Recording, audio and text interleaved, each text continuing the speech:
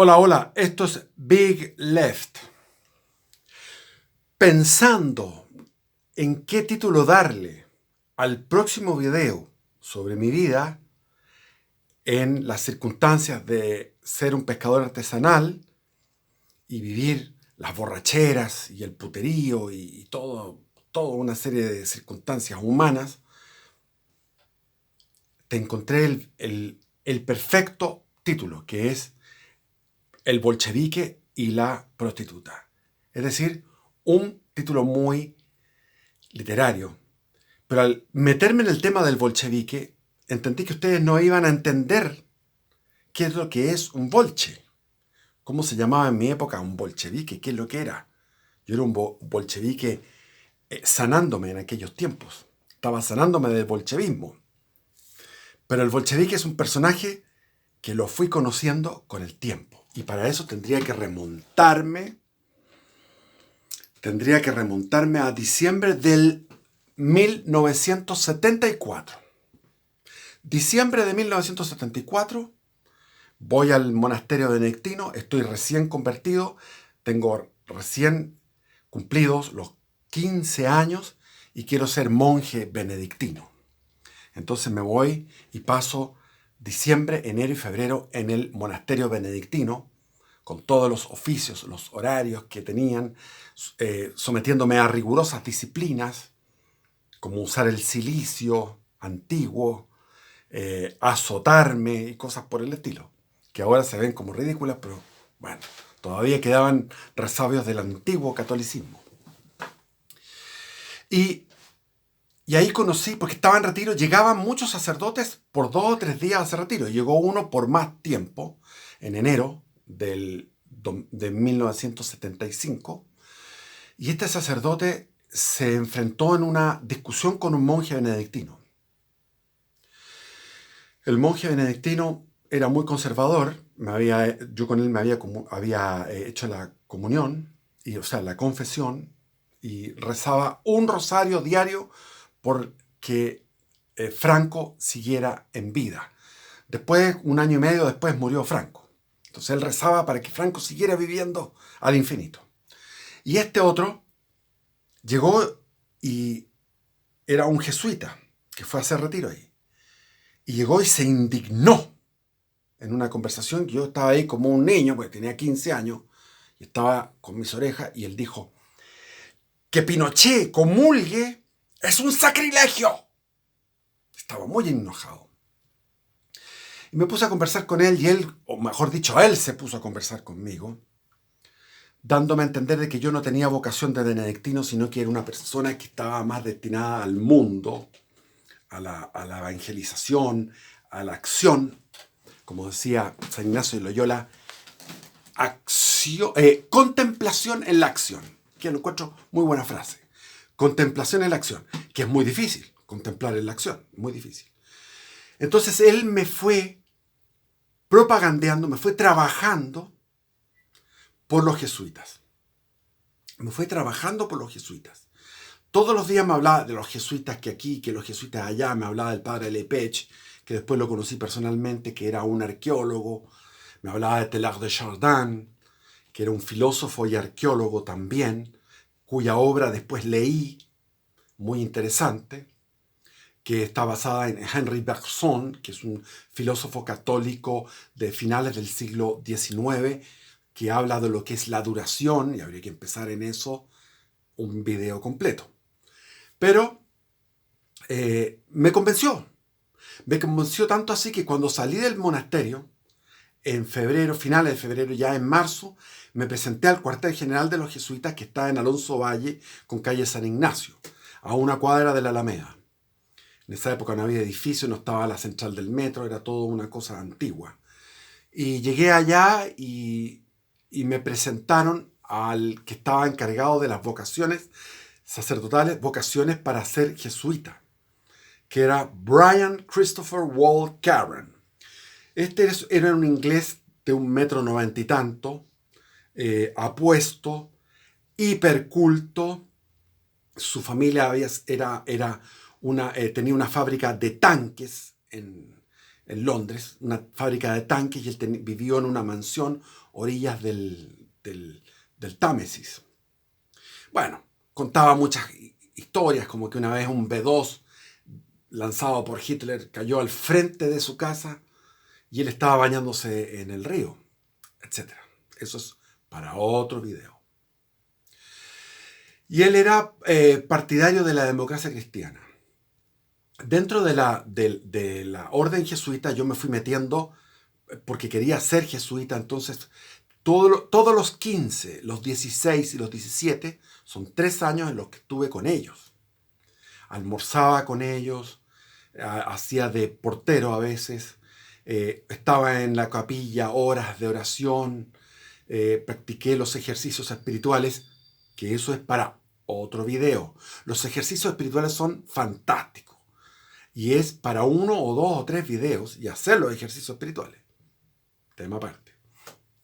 Entonces, había un libro que se llamaba La compañía de Jesús. Hay Jesús, qué compañía, que lo ha escrito un amigo de mi padre, un hombre de derecha, y precisamente era un libro donde hablaba todas las porquerías de los jesuitas. Jesuita este, jesuita el otro, con nombre y apellido. Yo le pregunté a Christopher Wall, le dije yo, ¿esto es verdad? Me dijo, sí, es verdad. Es verdad. Es decir, él como moderado, o sea, los que estaban ahí estaban divididos entre los demócratas cristianos, que yo diría que era la mayoría, y la minoría que era de ultraizquierda, de izquierda marxista. Entonces, había uno solo de conservador que se llamaba Mauricio Riesco, que lo han elevado como candidato a ser beato y santo. Yo creo que es beato y santo. No ha sido aprobado porque era de derecha y era partidario del gobierno militar. Por lo tanto, no es posible que él sea elevado a la categoría de santo. Era un jesuita que estaba todo el día, porque eso me consta, todo el día orando en la capilla. Y sonaba, había un alfabeto Morse, 3 y 1 largo, qué sé yo, y él escuchaba su nombre a través de que lo mandaba lo hacía el recepcionista, el conserje recepcionista, mandaba esto, y él sabía que lo venían a buscar. Iba y daba confesiones. Oración y confesión, iba con su Biblia, te hablaba de una manera sencillísima, tenía los ojos eran verdaderas linternas, estaban llenos de luz. Ese era Mauricio Riesco.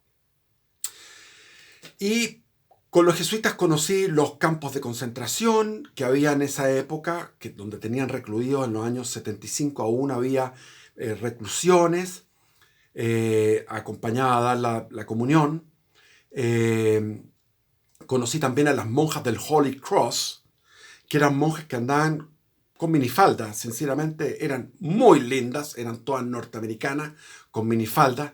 Despertaban evidentemente una codicia erótica, porque eran ricas esas monjas. Y los sacerdotes del Holy Cross, que estaban a cargo del St. George, amparaban a los miristas que estaban siendo perseguidos por la DINA. Entonces les daban refugio en parroquias, les daban refugio en la Nunciatura Apostólica, los llevaban finalmente a la Nunciatura Apostólica, y de la Nunciatura Apostólica salían al extranjero como exiliados políticos. Entonces el MIR tenía una muy buena protección a través de la iglesia marxista.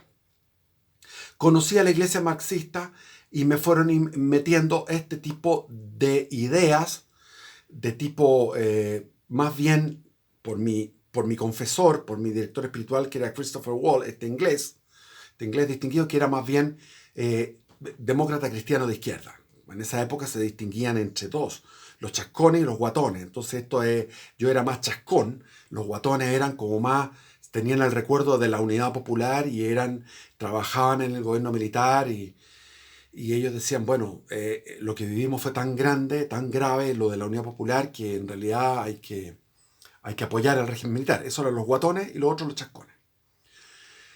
Y así llegaban a los jesuitas, llegaban los niños bien de izquierda.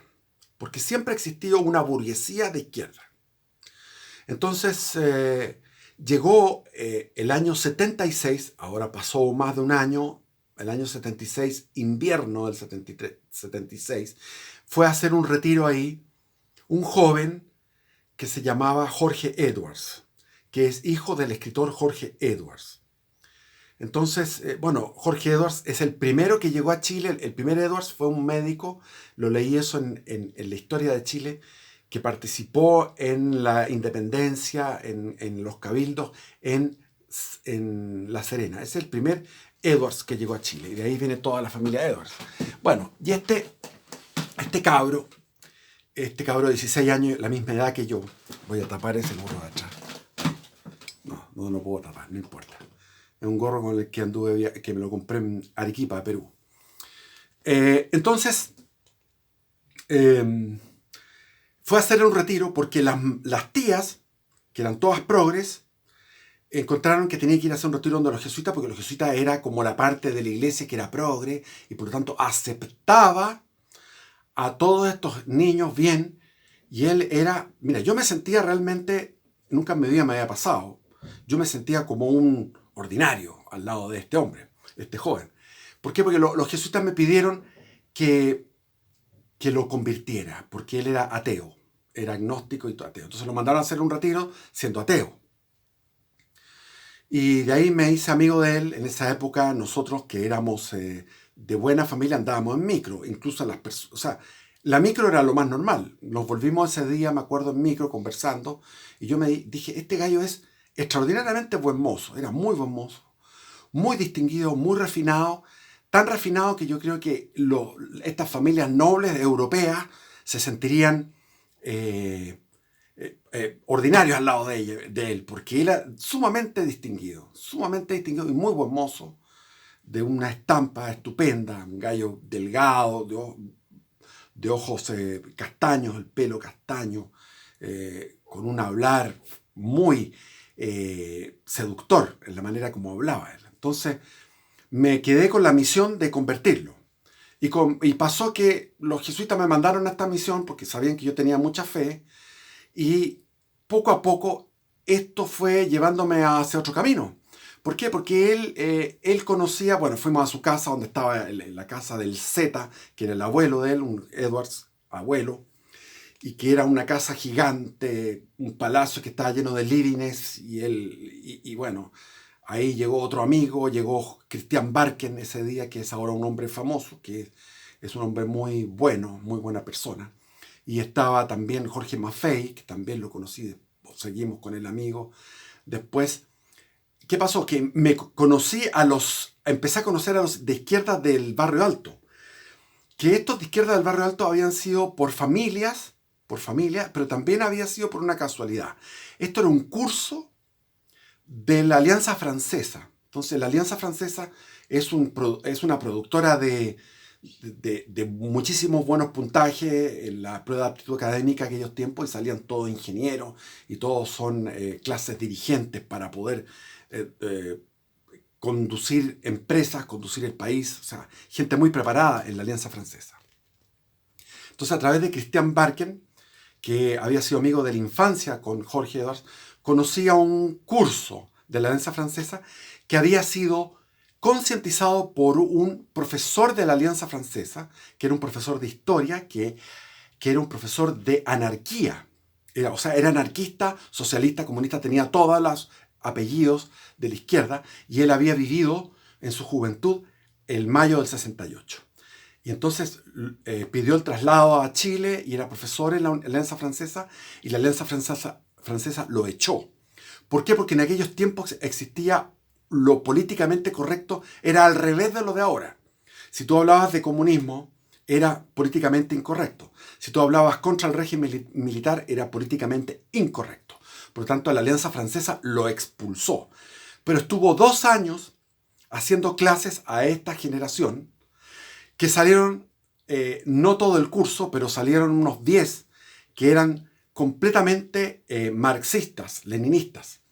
Me recuerdo los nombres: Moshe Mahler y Claudio Betzalel. Los dos eran judíos. Los judíos eran los más fervorosos marxistas. Y no por una cosa conspiranoica que el judaísmo... No, sencillamente ellos tenían el corazón, se les llenó el corazón de pasión por el marxismo y querían tener una guillotina que cortara cabezas de todos los burgueses y etc. El Claudio Betzalel y Moshe Mahler. Moshe Mahler después lo encontré años después, en los años 90, lo encontré vestido como judío ortodoxo, que es muy difícil encontrar en Chile un judío ortodoxo con su sombrero, con su pelo largo, me sorprendió. Se había transformado en un creyente y lo felicito y lo aplaudo. En esa época era distinto, tenía 14 años él, yo tenía 15, Christian Barken tenía 14, nos juntábamos en el centro, etc. Entonces, ahí estaba Claudio Betzalel, Moshe Mahler, estaba Mauricio Electorat, estaba Mauricio Tolosa, estaba... ¿cuál otro? Se me olvidan. Didier de Saint-Pierre, Thierry de Saint-Pierre, la Rocío Muñoz, que era la única mujer del grupo. Bueno, ellos eran los bolches. Se llamaban bolches porque eran los bolcheviques. Eran bolcheviques porque tenían un acervo de lecturas y una pasión bolchevique y eran del barrio alto, de las clases altas del barrio alto. O media alta, alta. Entonces yo conocí a ellos y estábamos en un grupo cerrado. En un grupo completamente cerrado. Los jesuitas me decían, tú estarías bueno para hacer una orden religiosa con todos los estudiantes de la Alianza Francesa. Yo estaba en el San Ignacio. ¿Por qué? Porque me decían, tú conoces a todos los amigos y eres amigo de todos estos gallos. Para que los conviertas y los transformes en cristianos. Bueno, terminé siendo transformado por ellos. A la larga, no fue rápido, fue una cosa lenta.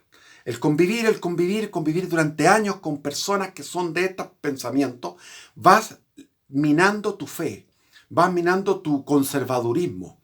Yo era un joven conservador que quería ser benedictino, que me convencieron de meterme a los jesuitas, y los jesuitas, me tocó un jesuita moderado, pero poco a poco estaba en el ambiente jesuita donde todo era hacia la izquierda. Tanto así que había algunos que querían ser jesuitas como vocación religiosa y abandonaban la vocación religiosa y se metían a un partido de extrema izquierda. Llámese MIR, llámese Partido Comunista. Eso yo lo vi. Y bueno, todavía está el señor Felipe de Ríos, que también él está en una población en Antofagasta, como era Brian Christopher Wall, que había estado en la población en Antofagasta, en lo alto de Antofagasta también. Él empezó ahí, llegó de Londres con todos sus títulos, sus pergaminos, con un montón de estudios. Llegó a la población en Antofagasta en plena unidad popular y después le tocó hacerse cargo de las vocaciones sacerdotales, donde me conoció a mí. Y Felipe de Ríos también tiene esa función de ser me consta, de ser un sacerdote que está destinado a hacer bautizos, funerales, qué sé yo, a la progresía, a los progres que no van nunca a misa y creen así, onda así, puede que exista por ahí el Señor. Ya, ese es Felipe de Ríos, y que lo conocí en aquellos tiempos, es de esa generación.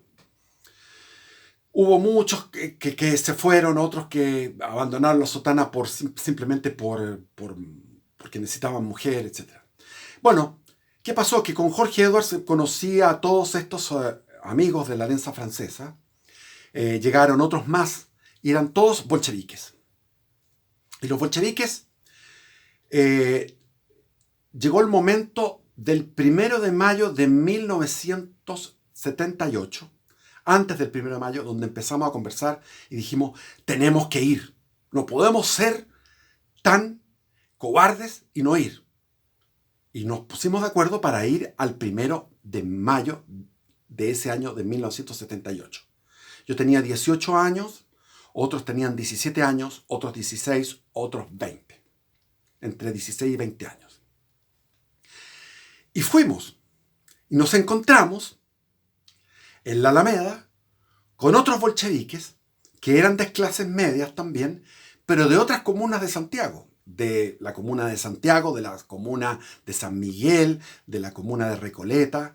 O sea, las clases medias, de clases medias, gente acomodada de las comunas, de otras comunas de Santiago. Nosotros estábamos en la burbuja de Las Condes Vitacura, eso era todo lo que era. Ni siquiera Providencia, eran Las Condes Vitacura, de donde íbamos nosotros, en grupo, entusiastas. Y estaban estos jóvenes, nos encontramos con estos jóvenes bolcheviques, que eran más bolcheviques que nosotros, y nosotros nos sentimos unos burgueses.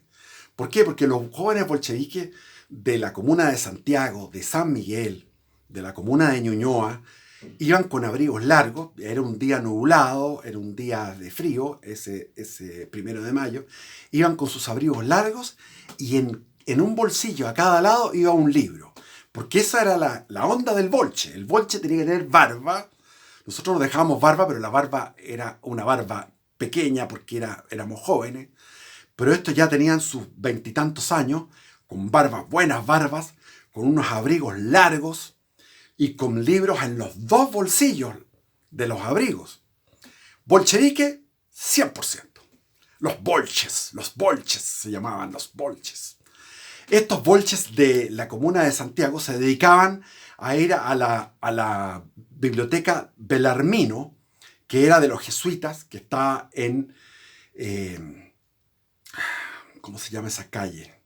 Almirante Barroso. En Almirante Barroso, al lado de donde está ahora la Universidad Alberto Hurtado, que es un nido rojo actualmente. Bueno, en esa época no existía la Universidad Alberto Hurtado, pero estaba la Biblioteca Belarmino, donde iban todos estos bolches a leer la literatura marxista que estaba ahí, que el gobierno militar no podía ir y quemarla, porque el gobierno militar después del golpe quemó los libros, que sacaban los libros y los quemaban, de la editorial Quimantú, etc.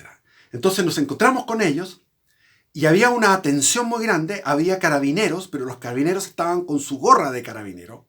No existía la fuerza especial, no había cuca, no había zorrillo, no había, ni siquiera había micros para llevarnos detenidos. No había nada, ni siquiera había cucas, no había nada. Eran puros carabineros con su uniforme normal de carabinero de calle, con su palo, caminando por la calle, por el lado en Alameda. Entonces esto era una tensión. Los carabineros sabían que nosotros íbamos a eso porque nos vieron y se dieron cuenta que éramos puros bolches. No había ni un flaite. Les mentiría si vi algún flaite porque no existían. De partida en esa época existían los pobres, no los flaites. Los pobres a veces no tenían zapatos. Entonces la política de Pinochet era darle zapatos. Que llegaran zapatos de la importación o de las fábricas. La política de Pinochet era darle vivienda a la gente que tenía techos de plástico, que se les llovía, porque había autoconstrucción, había pobreza, miseria. Eso fue lo que heredó el gobierno de Pinochet, entonces tenía que darles casas. Igual llegaban los comunistas y decían, estas casas son insuficientes. Insuficientes. Bueno, entonces no había flaites, éramos los bolches. Los bolches habíamos salido a la calle. Y esto fue espontáneo porque nosotros nos pusimos de acuerdo sin contacto con los otros. Los otros salieron, eran amigos, veíamos que eran amigos, un grupo, el grupo de Santiago Centro, el grupo de San Miguel, el grupo de Ñuñoa, el grupo de Recoleta, el grupo de Renca, eran todos clases medias bajas, y nosotros, bueno, éramos más pitucos, pero ahí estábamos todos con los bolches. Y jóvenes, todos. Hasta que de repente estábamos ahí en donde está la estatua de O'Higgins frente a la Moneda, pero eso era mejor que ahora. Ahora pusieron a Carrera y han hecho puros arreglos y cuestiones ciúticas. En esa época era más sobrio, mejor. No está ese mástil con esa bandera, todas las hueás que ha hecho Piñera, puras cosas de hueón ciútico. Entonces, cursis, porque hasta el peo se lo tiran en forma cursi. Hasta se pee en forma cursi en este país actualmente. El país está hecho mierda. Ya no existe Chile. Es como que lo hicieron mierda a este país. Pero bueno, vámonos al pasado. Estábamos ahí en la tensión, caminando todos en los grupos. Nos conversábamos, nos conocíamos. Y los carabineros no hacían nada. Hasta que de repente llegó el bolche número 1. Me recuerdo, pero lo estoy viendo. Si es es algo cinematográfico. con su barba, con su abrigo, con no uno, sino que 3 libros en cada lado, el bolche pleno, y grita: ¡abajo el tirano! Y ahí, cuando dijo abajo el tirano, se le tiraron, había como 10 carabineros en esa zona, no eran muchos carabineros, 10 carabineros en esa zona se fueron contra él. Entonces nos enardecimos y empezamos a gritar también: muerte al tirano, muerte a los dictadores, qué sé yo, elecciones libres ahora, etcétera, etcétera.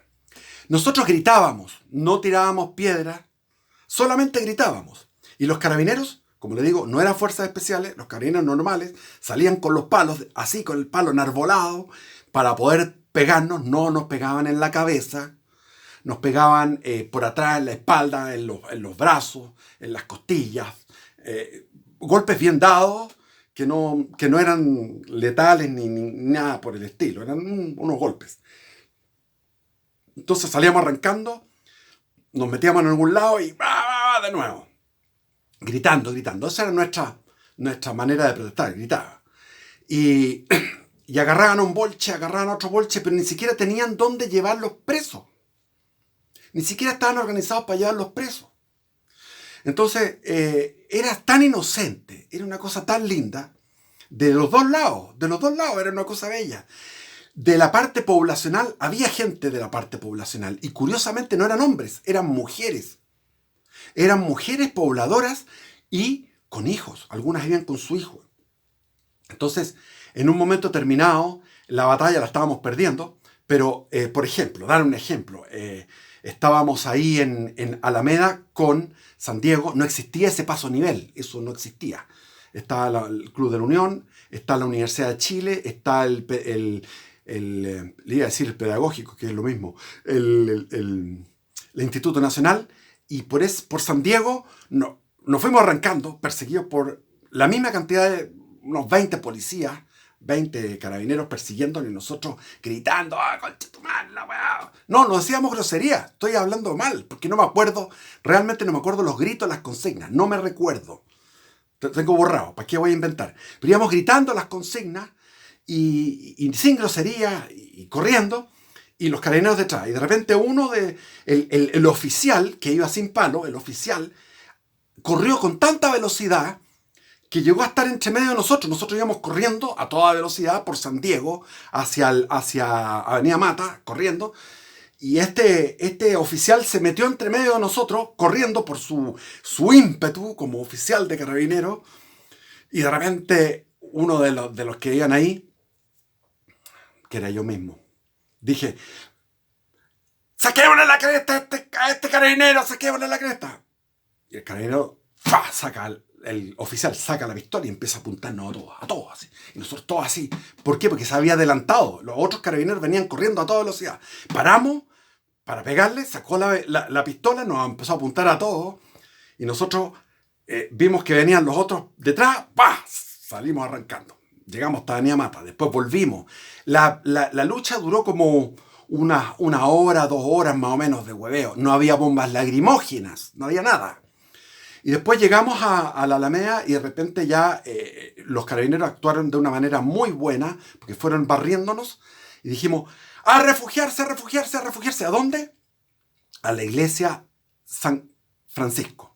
Y cuando estábamos entrando a la iglesia San Francisco, entraron unos 500 personas a la iglesia y quedaba un saldo como de 100 mujeres con hijos que estaban ahí, que habían ido unas con guaguas de 2 años, así que estaban ahí, y de repente empiezan una veintena, no eran más de 20 pacos, a pegar palos, y yo estaba ahí y me puse con los 2 brazos para proteger a una mujer, me puse con los 2 brazos conteniendo la fuerza de la marea humana, que todos estaban entrando por la puerta principal de la iglesia de San Francisco. Y llegamos allá y había una misa, estaba una misa de los franciscanos, y los franciscanos desde los tiempos de la independencia siempre han sido conservadores. Entonces le tocó el discurso al franciscano, y el franciscano dijo: aquí en la gente que hay aquí hay 2 pueblos, dijo, porque se refería al pueblo que había ido a misa y el otro que había entrado. Y subió el padre Rafael Maroto, que era un chico de barba, medio rubio, desastrado, que era un sacerdote obrero, de sacerdote militante del MIR. subió al púlpito antiguo, esos púlpitos antiguos que están ya en la nave, en medio de la nave, y subió de ahí y dijo, ¡el pueblo es uno! Y el franciscano, que era conservador, le dijo, ¡no! Aquí hay dos pueblos, el que vino a la misa y el otro pueblo que entró. ¡El pueblo es uno! Y empezaron a cantar la Internacional.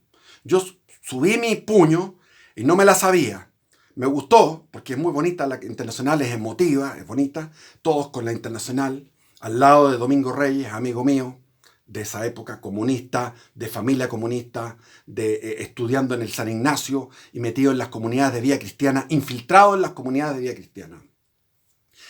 Y ahí permanecimos una hora dentro de la iglesia, se terminó la misa. Fue interesante el diálogo que existió entre el púlpito que estaba al lado, o sea, entre el sacerdote que oficiaba la misa, que era un franciscano, que estaba en la zona donde está el altar, y el otro que se subió al púlpito antiguo, que era el Rafael Maroto. Rafael Maroto es el culpable de los desórdenes que se produjeron en el Parque O'Higgins cuando vino el Papa Juan Pablo II. Él fue el culpable de eso. Eso fue en el año 1987. Estamos hablando de 20 años, 19 años después. 19 años después. Rafael Maroto. Bueno, y los líderes comunistas que había ahí, que había líderes comunistas, entablaron un diálogo con los carabineros y se llegó a un acuerdo, y llegó y gritó el líder comunista, estamos en acuerdo, podemos salir y no vamos a tener represión. Se llegó a un acuerdo con los carabineros. Y salimos de la iglesia, no había ni un carabinero, ni uno. Nosotros fuimos hacia San Antonio a tomar la micro que nos llevaba para el Barrio Alto, porque en esa época se tomaban micros ahí que nos llevaban para Las Condes o para Vitacura. Las micros antiguas, 1978. Y todos salimos y no pasó nada. No hubo ni un detenido, fue todo así tal cual. El 1 de mayo de 1978, donde salieron los bolches y salieron las pobladoras. Porque pobladores no había, eran pobladoras. Y eso es todo. Y eso es todo. Porque podría seguir contando detalles, pero hay que ser breve. Un abrazo y viva Cristo Rey.